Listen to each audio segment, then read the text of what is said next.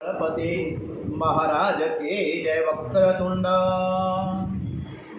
महाकाय सूर्यकोटि समप्रभ निर्विघ्नं कुरु मे देव। सर्वकार्येषु सर्वदा सौनु करो कल्याण। हे दयालु प्रभु सौनु करो कल्याण। ओम श्री हनुमान जी महाराज की जय। श्री राम चंद्र भगवान की जय। ओम श्री हनुमते नमो नमः। श्री गायत्री मात की जय। ओम नमो भगवते वासुदेवाय। श्री कृष्ण कन्हैयालाल की जय। द्वारिकाधीश की जय। श्री डोंगरे जी महाराज की जय। श्री सुखदेव जी महाराज की जय। श्री परीक्षित महाराज की जय। ओम श्री भागवत भगवान जी महाराज की जय। ओम आज सरस मजानी 8મી તારીખ છે જુલાઈ 8/7/2025 અને અષાઢ મહિનો છે, તેરસ છે, અષાઢ સુદ તેરસ મંગળવાર। સિદ્ધિ વિનાયક મહારાજ की जय। શ્રીમદ ભાગવત રસામૃતમાં નુગ્રજી મહારાજના ચરણોમાં વંદન સાથે એમની જ કથા આપણે સરસ મજાની શ્રી કૃષ્ણ પરમાત્માને સરસ રીતે સંભળાવીએ એવા ભાવ સાથે વ્યાસજીએ 18,000 શ્લોકો આ મહાન ભાગવત ગ્રંથ રચ્યો છે। ભાગવત ગ્રંથ એ પરમહંસોની સંહિતા છે। વ્યાસજીએ વિચાર કર્યો કે જે જન્મથી નિર્વિકાર હોય એ જ આ ગ્રંથનો પ્રચાર કરી શકે। મારા જેવાનું એ કામ નથી, હું તો વૃદ્ધ થઈ ગયો। હવે આવા લાયક વક્તા તો એક સુખદેવજી જ હતા। સુખદેવજી જન્મ સિદ્ધ યોગી હતા। જન્મ થયો કે તરત જ તપશ્ચર્યા માટે તેણે વનમાં પ્રયાણ કર્યું। સુખદેવજી સદા બ્રહ્મ ચિંતનમાં જ લીન રહેતા હતા। વ્યાસજીએ વિચાર કર્યો કે સુખદેવજી વનમાંથી ઘરે આવી જાય તો હું એને ભાગવત શાસ્ત્ર ભણાવું। ભાગવત શાસ્ત્ર ભણવા માટે શું કામ બેઠા એ જે પ્રશ્ન હતો શૌનકજીએ શૌનકાદિકજીને પૂછ્યા હતા। એ જ પ્રશ્નનો ઉત્તર શરૂ થાય છે। સુખદેવજી નિર્ગુણ બ્રહ્મના ચિંતનમાં લીન હતા। એમાંથી એનું ચિત્ત હટાવી એમને સગુણ તરફ બ્રહ્મ તરફ વાળવાના હતા। એટલે શ્રી કૃષ્ણ લીલાના શ્લોકો તેમને સંભળાવવા જોઈએ। આમ વિચારીને વ્યાસજીએ એના જે શિષ્યો છે એને જંગલમાં સમિધ આદિ લેવા માટે મોકલા। ત્યારે વ્યાસજીએ ભણાવેલા ભાગવતના શ્લોકો મોટેથી શિષ્યો બોલવા લાગ્યા।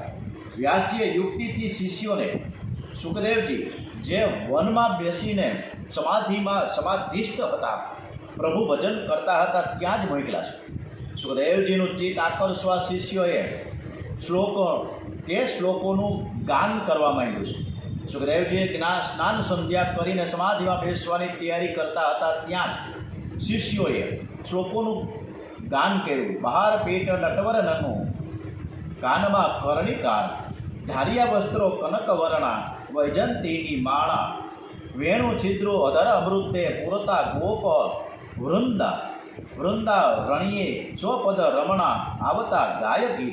શ્રી કૃષ્ણ ગોપ બાળકોની સાથે વૃંદાવનમાં પ્રવેશ કરી રહ્યા છે। મસ્તક ઉપર મોર મુકટ ધારણ કર્યો છે। કાનમાં કરેણના પીળા વસ્ત્રો પુષ્પો ધારણ કર્યા છે।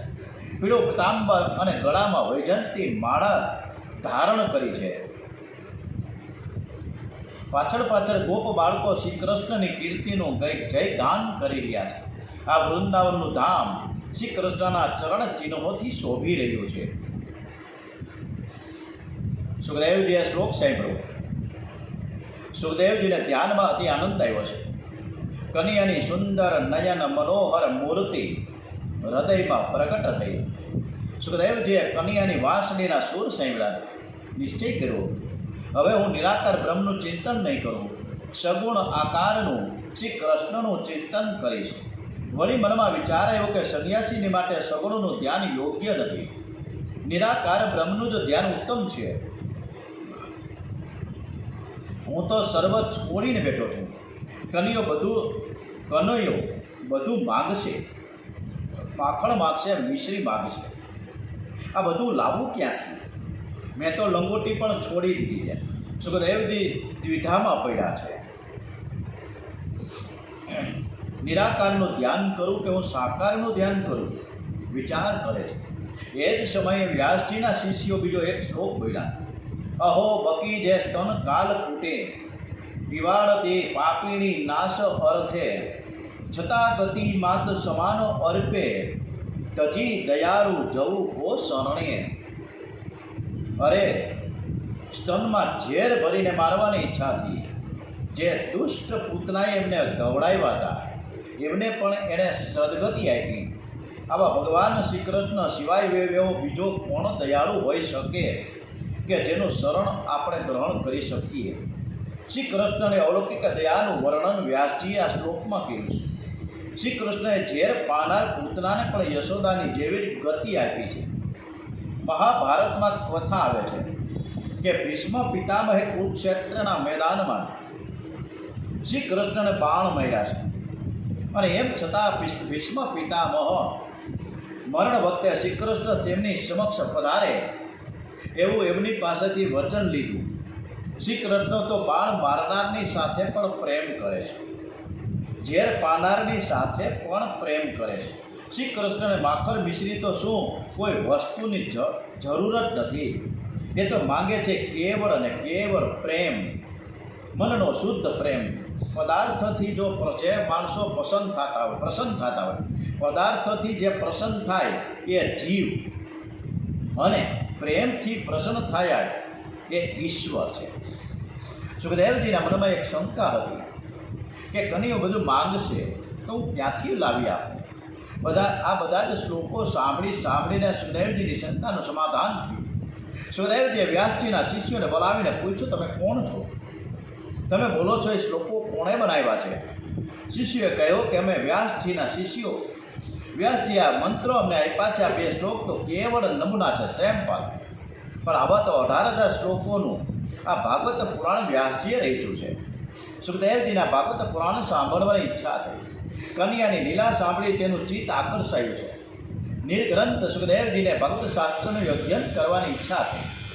સુખદેવજીએ વ્યાસ આશ્રમમાં આવ્યા. પિતાજીને સાષ્ટાંગ પ્રણામ કર્યા છે. વ્યાસજીએ સુખદેવજીને છાતી સરસા ચાંપ્યા. વ્યાસજીએ સુખદેવજીને ભાગવત ભણાવ્યું. આ ગ્રંથના ખરા અધિકારી આત્મામાં જ રત રહેનારા બ્રહ્મ જ્ઞાની છે. સુખદેવજીનું મન શ્રી કૃષ્ણ આકર્ષણ કરે એમાં શું નવાઈ? આત્મારામ મુનિ પોતે જીવન મુક્ત સ્વયં છતાં આ હેતુ કી કરે ભક્તિ હરિના ગુણગાનમાં. સુખદેવજી ઉત્તમ વક્તા છે. જે જાણ્યું છે ને એ જ એણે જીવનમાં ઉતાર્યું છે. તે ઉત્તમ વક્તા છે. સંતો બોલે છે એ પહેલાં જીવનમાં એનો અનુભવ કરે છે, તેથી તેના વાક્યો સત્ય ઠરે છે. જ્ઞાન જ્યારે ક્રિયાત્મક બને છે ત્યારે અભિમાન મરે છે. જ્ઞાન એ છે કે જેમાં કોઈ પણ પ્રકારનું અભિમાન નથી. સુખદેવજી પૂર્ણ નિરઅભિમાની છે. સુખદેવજી મહારાજ અધિકારી વક્તા છે. પ્રથમ સ્કંદે એ અધિકાર લીલા છે. અધિકારી શ્રોતાને જ અધિકારી વક્તા મળે. પરીક્ષિત મહારાજ અધિકારી શ્રોતા છે, તેથી જ તેને સુખદેવજી જેવા વક્તા મળ્યા છે. સંતને સંત મળે છે. સંત એ જ છે જેને પોતાનું મન સુધાર્યું છે. મનને ઉલટું કરો તો નમ થશે. નમ અને નામે 2 સાધનથી મન સુધરે છે. જેનું મન બગડ્યું નથી તેને જગતમાં કાંઈ બગડેલું દેખાતું નથી. જગત બગડ્યું નથી, પણ મન બગડ્યું છે. કદાચ જગત બગડ્યું હોત તો બગડેલા જગતને સુધારી કોણ શકત? જે પોતાના મનને સુધારે છે એને જગતમાં બગડેલું કોઈ મન દેખાતું જ નથી. સૂર્યનારાયણને બધું જ દેખાય છે, પણ એમને અંધારું દેખાતું નથી. જેનું મન અતિશય શુદ્ધ છે તેને સર્વમાં પરમાત્માનો જ અનુભવ થાય છે. જે મનને સુધારે તે મહાન બને છે. મન છે વિકણ છે, એને ભય લાગે છે, અને ભય લાગે તો તે સુધરી જાય. સાધારણ માનવને ભય લાગે તો તે પાપ છૂટે છે. માનવીને ભય લાગે તો જ ભગવાનની ભક્તિ કરે છે. જન્મ મૃત્યુ જરા વ્યાધિ દુઃખ દોષોનો દર્શન. નિર્ભય થઈને ગાફેલ રહેશો નહીં. જે પોતાને નિર્ભય માને છે તે ગાફેલ થાય છે.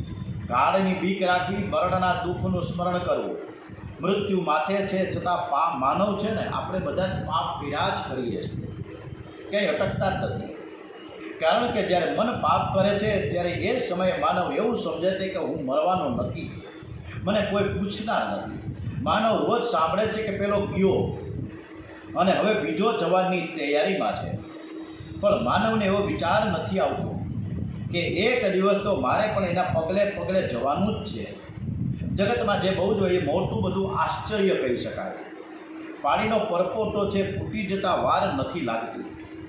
થોડો વિચાર કરશો, ધ્યાનમાં આવશે કે આ શરીર પાણીના બૂંદમાંથી ઉત્પન્ન થયું છે, તે ક્યારેક ફૂટી જશે ખબર નહીં પડે.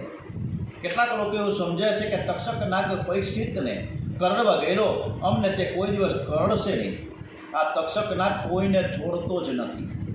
સમય આવે એટલે બધાને કરડવાનો જ છે. તક્ષક નાગ એ કાળનું સ્વરૂપ છે. કાળ તક્ષક બધાને પકડે છે અને બધાને કરડે છે. જન્મની સાથે જ મૃત્યુનો સમય, સ્થળ અને કારણ નક્કી થઈ જાય છે. અમુક કારણથી અમુક જગ્યામાં અમુક સમયે આ શરીર પડશે. મૃત્યુ જનતા વેદ વીડ દેહને સહજ આવે છે. અને આમાં લખ્યું છે કે ક્યાં અમુક જગ્યામાં અમુક સમયે ક્યાંય નિશ્ચિત થયેલી જગ્યા હોય અગાઉથી, એમાં કોઈ ફેરફાર ન કરી શકે. એનો દાખલો હું તમને આપું. જૂનાગઢના મારા એક પરમ મિત્ર પટેલ પરિવાર, એના દીકરાઓ ત્યાં હતા, દીકરીઓ હતી સોરી, અમેરિકામાં. અને ત્યાં અહીંથી 2 થી રિટાયર્ડ થયા પછી અમેરિકા ગયા. હજી તો 2 જ મહિના થયા હતા. 3 મહિના પછી તો રિટર્ન થવાના હતા. 2 મહિના જ અમેરિકા હજી તો ત્યાં પૂરા 60 દિવસ હજી પસાર કર્યા છે માંડ. ત્યાં એક દિવસે પતિ પત્ની રોડ ઉપર દહીંને દૂધ લેવા નીકળ્યા. બાજુમાં જ હતો, સામે જ હતો ઘરની, અને ડિવાઈડર ઉપર ઊભા હતા. ટ્રાફિક હતો એટલે ડિવાઈડર ઉપર ઊભા હતા કે થોડોક ટ્રાફિક ઓછો થાય એટલે ઓલા ઝીબ્રા ઉપર ચાલી અને આગળ ક્રોસ કરે રોડ. હજી વિચારવામાં હતા ત્યાં એક જુવાન દીકરી મારતી મોટરે આવી. એકદમ ફાસમ ફાસ એ મોટર કારે આ બંને પતિ પત્નીને ઉલાડ્યા. પતિ ત્યાં ગુજરી ગયા, પત્ની ઇન્જર્ડ થયા છે. અને એ પતિ જે આયા જૂનાગઢના હતા એ ત્યાં સ્વર્ગસ્થ થયા અમેરિકા. એટલે ક્યાં કોનું મોત ભમે છે ખબર નથી પડતી આપણને. મૃત્યુના ભયનું સ્મરણ મનમાં રાખો. મનને ભય લાગે તો પાપ છૂટે. એવું સાંભળ્યું છે કે જેને ફાંસી આપવાની હોય એને 2 કલાક પહેલાં ગવર્મેન્ટ એમ પૂછે, એના કર્મચારીઓ પૂછે કે તમારી ઈચ્છા શું છે, તમારે કંઈ ખાવું છે, તમારે કાંઈ મેવા મિષ્ટાન ખાવા છે. જે માણસને ખબર છે કે 2 કલાક પછી મને સજા થવાની છે, મને ફાંસીના માચડે ચડાવવાનો છે, હું મરવાનો જ છું, એ અંદરથી એટલો બધો ગભરાયેલો રહે છે કે એને સરસ મીઠાઈ આપો એને ખાવાની ઈચ્છા થતી નથી. મરણ માથે છે, મરણ સામું દેખાય છે, તેથી મન વિષયમાં જવા ઈચ્છા ન કરે. જ્યારે મન પાપ કરે ત્યારે કહેજો કે તારે મરવાનું છે, તને માર પડશે, તું બહુ દુઃખી થવાનો છો, તું ખરાબ વિચાર કેમ કરસ, તું કુભાવ શું કામ રાખસ કોઈના પ્રત્યે, તું પાપ શું કામ કરસ. પાપ કરીને કોઈ સુખી થયો જ નથી. આજે કોઈ પાપ કરીને પૈસા કમાય અને સુખ ભોગવે એની અંતકાળમાં શું દશા થાય. તમારા મનને બીજો કોઈ સુધારી નહીં શકે. તમારા મનને તમારે જ સુધારવાનું છે. તમારું મન બીજા કોઈને દેખાતું નથી. આપણા મનની અંદર જે વિચારો છે આપણને જ ખબર છે, બીજા કોઈને ખબર ના હોય. તમારા મનના તમે જ ગુરુ છો. જેણે પોતાનું મન સુધાર્યું એ સંત છે. અને મનને સુધારશો ને તો તમે સંત થશો. અને જ્યારે મરણ સામે દેખાય ને જ્યારે ગભરાઈ જાય, પરંતુ રાજદેવ, સુખદેવ અને ભગતસિંહ આ 3 વીર જવાનો દેશની માટે કુરબાન થઈ ગયા. અંગ્રેજોનો જલાદ આવ્યો, ફાંસીના ગાડિયા તૈયાર કર્યા અને લટકાવી દીધા. પણ એ લટકાવ્યા પહેલાં પણ એ જય હિન્દના નારા કરતા હતા. એ જય હિન્દના, ભારત માતા કી જય, ભારત માતા કી જય, વંદે માતરમ, વંદે માતરમ વંદે માતરમ. પણ એ દેશના રક્ષા કાર્ય એક સ્માઇલિંગ ચહેરે ગયા છે. સંત સંતને ઓળખી શકે છે. ભાગવતની કથા કરનાર વક્તા અને કથા શ્રવણ કરનાર શ્રોતાઓ સંત બને. સંત થવા માટે ઘર છોડવાની જરૂર નથી, ધંધો છોડવાની જરૂર નથી. મીરાબાઈ રાજમહેલમાં જ રહેતા હતા, નરસિંહ મહેતા ઘરમાં જ રહેતા હતા. ઘરમાં રહીને માનવ સંત થઈ શકે. જે પ્રવૃત્તિ એકદમ છોડે છે તે જો આખો દિવસ ભક્તિ ન કરે તો પછી પાપ કરે. સંતો સર્વકાળ ભક્તિ કરી શકે છે, પરંતુ આપણા જેવા સાધારણ માનવ 6 કલાકથી વધારે ભક્તિ ન કરી શકે. પ્રવૃત્તિ છોડશો નહીં, પ્રવૃત્તિ કરો. પૈસા માટે તમે પ્રયત્ન કરો છો, પણ પાપની બીક રાખીને કરો. પ્રાચીન કાળમાં નામદેવ મહારાજ દરજીનું કામ કરતા. ગોરા કુંભાર માટીના વાસણો બનાવતા અને વાટીના વાસણ લઈને બજારમાં વેચવા પણ નીકળતા. કબીરદાસ મહારાજ કપડાં વળવાનું કામ કરતા હતા. આ બધા જ સંત આરંભમાં ધંધો જ કરતા હતા, ભક્તિ કરતા હતા. ભક્તિમાં દેહ ભાન ભૂલાયું, જગત ભૂલાયું અને ત્યારે ધંધો છૂટી ગયો. ફળ પરિપૂર્ણ પરિપક્વ થાય ત્યારે ઝાડને છોડે છે. કોઈ પણ ફળ, આંબાની કેરી હોય ત્યાં લટકતી હોય, પણ જ્યારે પાકે ને ત્યારે જ એની મેળે પડે, એમને ન પડે. એ ઝાડને ત્યારે છોડે. ફળમાં કચાશ હોય છે ત્યાં સુધી ઝાડને પકડી રાખે. એ ભક્તિ પરિપૂર્ણ પરિપક્વ થાય ત્યાર પછી જ સંતો સંસાર વૃક્ષનો સંબંધ તોડે છે. સંતને જ્યાં સુધી દેહનું ભાન છે ત્યાં સુધી કોઈનું મફત લેતા નથી. સંતો એવું માને છે કે બીજાનું મફત ખાય તો બુદ્ધિ પકડે. સંતો પરિશ્રમ કરે છે, ધંધો કરે છે, અને ધંધો કરતાં પાપની બીક રાખે છે. મારે પરમાત્માના ચરણે જવું છે, મારે ભગવાનને મળવું છે. જીવનના લક્ષ્યને સંતો ક્યારેય ભૂલતા નથી. કોઈના ઘરે જાઓ તો બેસી ન રહેવું, કામ કરજો. કેટલાક લોકો હોય છે કે જમાઈરાજ જેવા બેસી રહે છે, તો ઘર ધણીને એમ થાય કે હવે આ પીડા જાય તો સારું. કળિયુગના લોકોને હવે કામ અને દામ બે જ વહાલા લાગે છે. કોઈનું કામ કરશો તો વહાલા લાગશો, કોઈને કંઈ આપશો તો વહાલા લાગશો. કામ કરો, નવરા ન બેસી જાઓ. જે માણસ નવરો બેસે તે ખરાબ વિચાર કરે છે. નિવૃત્તિમાં જ મન પાપ કરે છે. મનને કોઈ સારા કામમાં પરોવી રાખીએ. સંત થવા માટે કપડાં બદલવાની જરૂર નથી. કપડાં બદલવાથી સંત થવાતું નથી. સંત થવા માટે કાળજું બદલવાની જરૂર છે. જેણે પોતાનું મન સુધાર્યું છે તે સંત છે. બીજું બધું જ બગડે તો ભલે બગડે, પરંતુ મનને બગડવા ન દેવું. મારું મન પાપ કરે નહીં એનું ધ્યાન રાખવું. તનની તો બધાએ કાળજી રાખે, શરીરની કાળજી બધા જ રાખે. ટાપક ટીપક તો હોવું કરે છે, બ્યુટી પાર્લરમાં તો હોવું જાય, પણ મનની કાળજી રાખવાવાળા કેટલા છે? અને જે મનને સાચવે છે ને એ જ મહાન બને છે. લોકો કપડાની બહુ જ કાળજી રાખે છે. કેટલીક માથાઓ તો અથાણાની પણ બહુ જ કાળજી રાખે છે. વારંવાર અથાણાને જોયા જ કરે કે આમાં ફૂગ તો નથી આવી ગઈ ને. અરે તમે તમારા મનને જુઓ. આપણા મનમાં તો ફૂગ નથી આવી જતી ને. જોવું, અથાણું કદાચ બગડશે ને તો બીજું મળી જાય, પણ મન બગડી જશે તો નવું મન નહીં મળે. સંતો મનની બહુ જ કાળજી રાખે.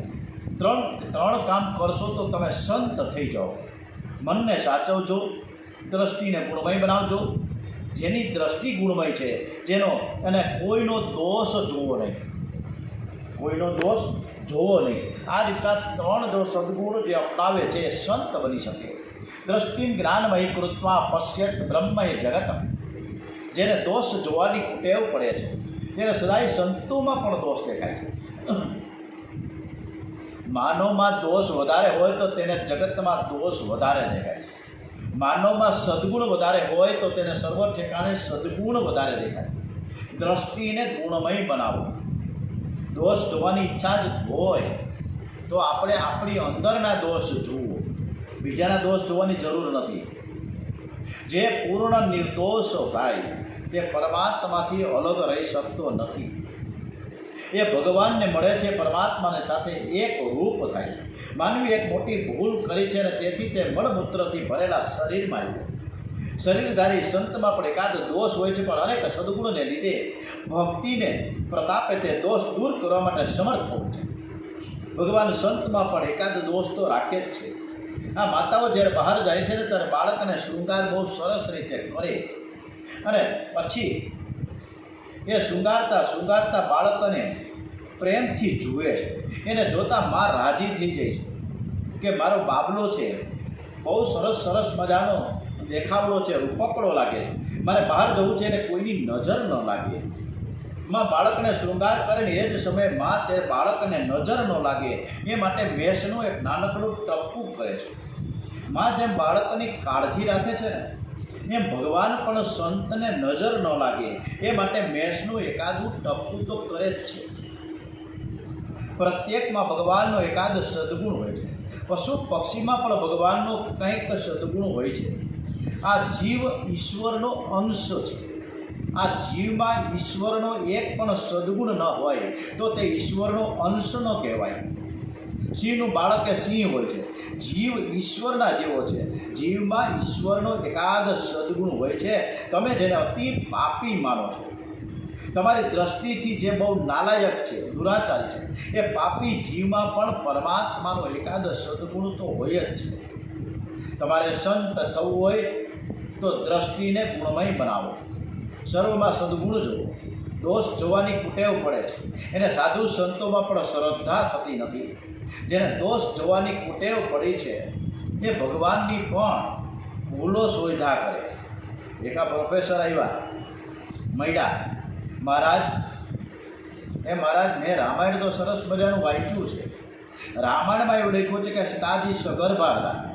સીતાજીએ રામજી એનો ત્યાગ કર્યા, બધું ખોટું કર્યું, સ્ત્રી જાતિનું અપમાન કર્યું છે. સીતાજી કોઈ દિવસ બોલ્યા નથી કે રામજીએ ખોટું કર્યું છે. એ તો આ પ્રોફેસર છે ને એમ કહેતા હતા. રામાયણમાં તેવું વર્ણન છે કે જે સીતાજી રામજીને વખાણ કરે છે. રામજીને મારા ઉપર અતિશય પ્રેમ છે, એ કોઈ દિવસ મારો ત્યાગ કરે જ નહીં. એ તો પ્રજાને રાજી કરવા માટે આ પ્રભુ લીલા કરે છે. રામજીએ સીતાજીનો ત્યાગ કર્યો જ નથી, રાજાએ રાણીનો ત્યાગ કર્યો છે. રામજી રાજા છે, એક બાજુ શ્રી સીતાજી છે તો બીજી બાજુ પ્રજા છે, અને મધ્યમાં રામ છે. શ્રી રામજીએ વિચાર કર્યો કે રાણીને રાજી કરું કે હું પ્રજાને રાજી કરું. રાજાની ગાદી રાણીને રાજી કરવા માટે નથી, પ્રજાને રાજી કરવા માટે છે. રામચંદ્રજીએ પતિ પ્રેમને ગૌણ કર્યો અને રાજધર્મને મહત્વ આપ્યું. સ્નેહમ દયા ચ સૌખ્યમ ચ યાદે વા જાનકી મવે આરાધનાર્થ સો લોકસ્ય મુંચનો નાસ્તિ મે વ્યથા. પ્રભુને રાજી કરવા માટે શ્રી રામ શ્રી સીતાજીનો ત્યાગ કરે છે. શ્રી રામ જાણે છે કે સીતાજી નિર્દોષ છે, મહાન પતિવ્રતા છે, પણ રામજી વિચાર કરે કે હું રાજા છું, પ્રજાને રાજી રાખવી મારો પ્રથમ ધર્મ છે. પ્રજાના મનમાં મારા માટે કોઈ શંકા હોય તો શ્રી રામે સીતાજીનો ત્યાગ કરી દીધો. સીતાજીને જરાય ખોટું ન લાગ્યું. શ્રી રામ અને શ્રી સીતાજીનો ત્યાગ શું કરી શકે? શ્રી સીતારામજી તો સાથે જ વિરાજમાન હોય છે. એમનો નિત્ય સંયોગ છે. કોઈના દોષ જોશો નહીં. દોષ જોવાની ઈચ્છા હોય તો આપણી અંદર આપણે નજર કરીએ, મારું મન કેવું છે. આપણા મનમાં દોષ કેટલા બધા છે. જેની દ્રષ્ટિ આપણે ગુણમય હોય છે ને, એ મૃત્યુ માથે હોય ને તો તે યાદ રાખીને પણ ત્યારે પાપ કરતો નથી. કોઈ વ્યવહારનું કામ કરતાં મન બગડે નહીં તેની જે કાળજી રાખે છે તે મનને સાચવે છે. આ ત્રણ સદગુણ જેના જીવનમાં છે એ સંત છે. માનવ ઘરમાં રહીને પણ સંત થઈ શકે છે. સંતને સંત મળે છે જેનો અધિકાર સિદ્ધ થાય છે. તેને ભગવાન સંતના દર્શન કરાવે છે. અયોગ્યને સંતના દર્શન થતા નથી. અયોગ્યને સંતના દર્શન થાય તો તેને સંતના દોષ જ દેખાય છે. એકનાથજી મહારાજ ભાગવતના પ્રથમ સ્કંદમાં મહાપુરુષોએ 3 પ્રકરણ બાંધ્યા છે. ઉત્તમ અધિકાર, મધ્યમ અધિકાર અને હીન અધિકાર. શુદ્ધજી હીન વક્તા છે, શૌનક મુનિ હીન શ્રોતા છે, વ્યાસ અને નારદજીથી મધ્યમ વક્તા અને સંયમ શ્રોતા છે, સુખદેવજી મહારાજ ઉત્તમ વક્તા છે, પરીક્ષિત મહારાજ ઉત્તમ શ્રોતા છે, શુદ્ધજી હીન વક્તા. તો એનો અર્થ એવો થાય કે હલકા છે, અરે આપણા કરતાં બહુ શ્રેષ્ઠ છે. સુખદેવજી મહારાજની કક્ષાનો વિચાર કરતાં એ નિકૃષ્ટ છે. વ્યાસજીમાં જ્ઞાન પરિપૂર્ણ છે, શુદ્ધજીમાં જ્ઞાન પરિપૂર્ણ છે, પણ સાથે સાથે થોડું અભિમાન છે. જ્ઞાન સારું છે, જ્ઞાનનું અભિમાન બહુ ખરાબ છે. અજ્ઞાનથી થોડું પતન થાય છે, પણ જ્ઞાન અભિમાનથી બહુ પતન થાય. કોઈને હલકો સમજવા માટે આ જ્ઞાન નથી. કથામાં સૂતજીનું અભિમાન 2-3 ઠેકાણે પ્રગટ થયું છે. સૂતજીમાં વૈરાગ્યનો અંશ ઓછો છે અને તેથી સૂતજીએ હીન વક્તા માન્યા છે. વ્યાસ અને નારદજીનો નંબર બીજો આવે છે. વ્યાસ અને નારદજીના જ્ઞાન અને ભક્તિ પરિપૂર્ણ છે. વ્યાસ નારદજીમાં અભિમાનનો અંશ જરા પણ નથી, પણ વ્યાસ નારદજીને વૈરાગ્યનો અંશ ઓછો છે. વ્યાસ અને નારદજીને સમાજ સુધારવાની ઈચ્છા છે.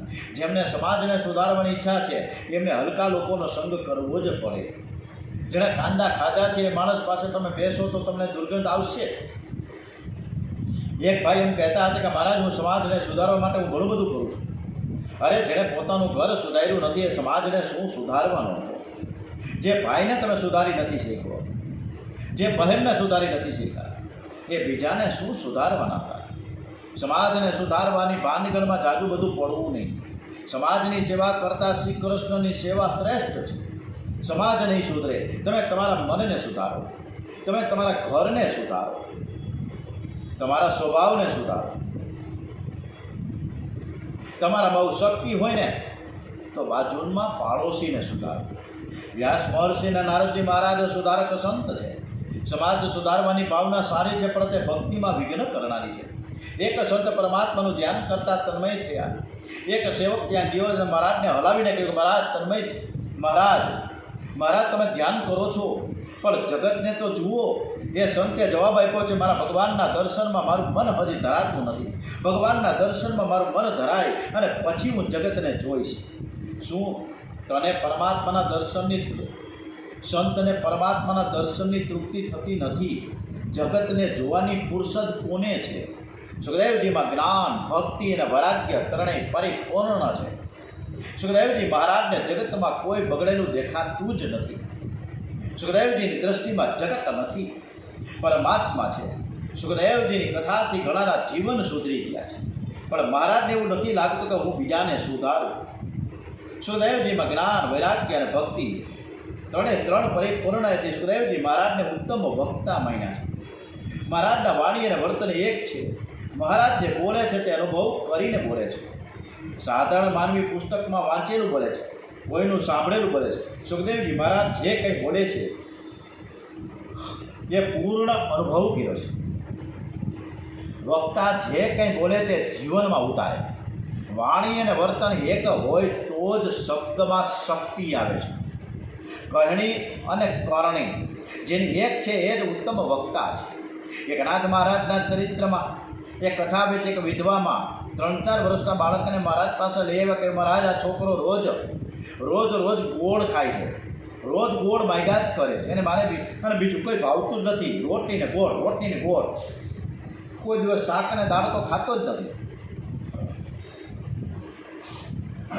હું રોજ આ ગોળ કેવી રીતે ખવડાવું? આ બાળકને એવી ટેવ છે કે તમે એવો આશીર્વાદ આપી દો કે આ છોકરો છે ને ગોળ ખાવાનું બંધ કરી દે. મહારાજ વિચારમાં પીડા. એના ઘરમાં તો વિઠ્ઠલનાથની સેવા હતી, વિચાર કરે છે ઠાકોરજીની માટે રોજ મિષ્ટાન થાય છે, હું રોજ પ્રસાદ લઉં છું, પોતે રોજ મિષ્ટાન ખાઉં છું, એટલે હું કેવી રીતે બાળકને ઉપદેશ આપું કે તું ગોળ ખાવાનું બંધ કરી દે? માતાજીને હાથ જોડી કહ્યું 3-4 દિવસ પછી આવજો, હું એવા આશીર્વાદ આપીશ કે આ દીકરો છે ને એ ગોળ ખાવાનું બંધ કરી દેશે. એકનાથ મહારાજે વિઠ્ઠલનાથજીને વંદન કરીને કહ્યું કે તમારી ઈચ્છાથી આ પ્રસંગ ઊભો થયો છે. આજથી હું ગોળ ખાવાનો ત્યાગ કરું છું. હવે હું ગોળ નહીં ખાઉં. મહારાજે પ્રતિજ્ઞા કરી આ જીવ પરમાત્માને માટે સઘળા સુખનો મનથી ત્યાગ કરે છે. ત્યારે પ્રભુને દયા આવે છે. મારા માટે બધું જ છોડી દીધું. મહારાજે આ ગોળ ન ખાવાની પ્રતિજ્ઞા કરી. કોઈ પ્રસાદ આપે તો હાથમાં લઈને વંદન કરીને બીજાને આપી દેતા, એટલે પ્રસાદ લીધો કહેવાય પ્રતિજ્ઞાનો ભંગ પણ ન થાય. મહાન આચાર્યો પણ આ વ્રતનો ભંગ કરતા નથી. દેહ ભાન હોય ત્યાં સુધી વ્રત હોય તે છોડશો નહીં. મહાપ્રભુજીને જગન્નાથજીના મંદિરમાં સુખડીનો પ્રસાદ મળ્યો. એકાદશીનો ઉપવાસ હતો, એ દિવસે સુખડી ખવાય નહીં. મહારાજ આખી રાત હાથમાં પ્રસાદ રાખીને કીર્તન કરતા બેસી રહ્યા. બીજા દિવસે સવારે પ્રસાદ લીધો. તમને કોઈ વ્રત હોય, વ્રતના દિવસે પ્રસાદ તો લઈ લેજો, પણ ખાશો નહીં. તમે વાસ લેશો તો પણ પ્રસાદ લીધો કહેવાશે. વ્રતનો ભંગ કરવો નહીં. કેટલાક તો પ્રસાદ આવે એટલે તૂટી પડે છે. પ્રસાદ આવ્યો ભાઈ, પ્રસાદ આવ્યો, જલ્દી જલ્દી લીધો, એક બે પડ્યા નહીં, પાંચ પાંચ લઈ જાય. પ્રસાદ આવ્યો તેથી શું થયું? પ્રસાદ પ્રમાણમાં લેજો, વિવેકથી લેજો. તીર્થોદક પણ આચમનથી જ લેવાની આજ્ઞા છે. લોટો ભરીને કોઈ તીર્થ પી જાય તે તીર્થનું અપમાન છે. અકાલ મૃત્યુ હરણમ સર્વ વ્યાધિ વિનાશતરમ વિષ્ણુ પાદોદકમ તીર્થ જઠરે ધાર્મ્યા હમમ. પેટમાં ગયા પછી તે મલિન ન થાય, તે પચી જાય એટલો જ તીર્થ લેજો. તીર્થ જેમ પ્રમાણમાં વિવેકથી લેવામાં આવે એમ પ્રસાદ પણ વિવેકથી લેજો. પ્રસાદ લીધા પછી આળસ આવે નહીં, મન બગડે નહીં, તન અને મન બંને પ્રસન્ન રહે, શાંત રહે, એવી રીતે પ્રસાદ લેજો. બહુ પાન સોપારી ખાય એની જીભ બગડે છે, એનું મન પવિત્ર રહેતું નથી. એકાદ બે વાર ખાવ એ ઠીક છે, પ્રસાદ વિવેકથી લેજો. એટલે પાન સોપારી એટલે જે પાનનું બીડું કહે છે, પાન ગુટકા ને માવા ને તમાકા બીડી સિગારેટની વાત નથી કરતા ડોંગરેજી મહારાજ. આપણે બધાએ જ્યારે ભાગવત સાંભળતા હોય ત્યારે મોઢામાં આપણા પાન માવા ને ગુટકા હોય એ ભગવાનને ગમે નહીં. એકનાથજી મહારાજે ગોળનો ત્યાગ કર્યો છે. થોડા દિવસ પછી માતા બાળક લઈને મહારાજ પાસે આવ્યા. મહારાજે બાળકને આશીર્વાદ આપ્યા છે, બેટા હવે કોઈ દિવસ તારે ગોળ ખાવાનો નથી. માથે હાથ મૂકી દીધો, હવે આ ગોળ ખાવાનું તું ભૂલી જાજે. માતાએ કહ્યું મહારાજ આટલા જ શબ્દો માટે તમે એ વખતે જ કહી દીધું હતો, એમાં 3-4 દિવસ આવવાની તમારે કીધું, એમાં શું વળી તમે? અરે ભાઈ તમને ખબર નથી, એ વખતે હું ગોળ ખાતો હતો અને આ 3-4 દિવસની અંદર મેં ગોળ ન ખાવાનો નિયમ લઈ લીધો અને મેં ગોળ નથી ખાધો, એટલે આ અસર થાય છે. સુખદેવજીમાં પરિપૂર્ણ વૈરાગ્ય છે. તેથી મોટા મોટા ઋષિમુનિએ પણ કહ્યું છે કે 7 દિવસમાં તો શું સુખદેવજી 7 દિવસમાં તો સુખદેવજી મુક્તિ અપાવી શકે, બીજાની તાકાત નથી. સુખદેવજી મહારાજ ઉત્તમ વક્તા છે, પરીક્ષિત ઉત્તમ શ્રોતા છે. 2 પ્રકરણ પરિપૂર્ણ થયા, હવે 3જું પ્રકરણ શરૂ થાય છે. પરીક્ષિત ઉત્તમ શ્રોતા છે. માતૃશુદ્ધિ, પિતૃશુદ્ધિ, અન્નશુદ્ધિ, આત્મશુદ્ધિ અને દ્રવ્ય શુદ્ધિ, આ 5 શુદ્ધિ જેને પરિપૂર્ણ હોય એ ઉત્તમ શ્રોતા માનવામાં આવ્યો છે. એનું જ મન શુદ્ધ છે, એને ભગવાનના દર્શનની ઈચ્છા થાય. સાધારણ માનવીને ભગવાનના દર્શનની ઈચ્છા થતી નથી. કેટલાક હાથમાં છાપું ન આવે તો કણામણ અનુભવે છે, એમને છાપાની ઉતાવળ થાય છે, આતુરતા થાય. ભગવાનના દર્શન કરવાની ઈચ્છા થતી નથી. આવવાના છાણનો કીડો જેવું સમજે કે છાણ ખૂબ જ સારું છે. છાણના કીડાને ઉઠાવીને બરફીમાં મૂકો તો બરફી ખાશે નહીં, બરફી છોડીને છાણમાં જશે. સાધારણ માનવીનું મન છાણના કીડા જેવું છે. કોઈ વખત એને ભક્તિમાં આનંદ તો બહુ આવે, પણ માનવ એ આનંદ છોડીને ફરીથી વિષયાનંદમાં ઘેરાઈ જાય છે.